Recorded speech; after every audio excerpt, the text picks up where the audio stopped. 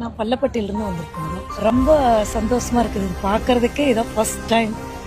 சொல்லவே முடியல, அந்த அளவுக்கு இருக்கு. மாஷா அல்லாஹ் ரொம்ப போயிட்டு இருக்குது. ஓரணி முப்பெரும் விழாங்கிறது எவ்வளோ பெரிய விழா பார்த்துருக்கோம். ஆனால் இந்த மாதிரி பார்த்தது இல்லை.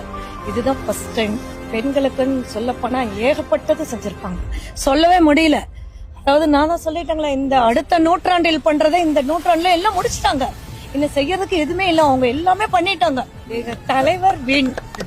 அது ரொம்ப உண்மையிலே கொடுத்து வச்சிருக்கணும். நாங்கெல்லாம் இந்த இடத்துக்கு வந்திருக்கிறதுக்கு அவங்கள இப்ப கூட நாங்க பாக்குறதுக்கு எதிர்த்து ரொம்ப ரொம்ப நிக்கிறோம். அவங்கள்ட்ட எப்படி பார்க்கணுங்கிறது ஒரு கனவா இல்ல நினைவாங்கிறது எங்களுக்கு ஒண்ணும் புரியல.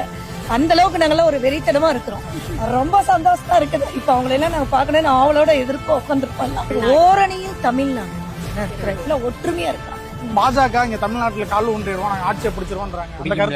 தமிழர்கள் இருக்கிற வரை சான்ஸே இல்ல. தாமரை மலராது, குடிக்கவே முடியாது. எங்களை மீறி வரவும் விட மாட்டோம்.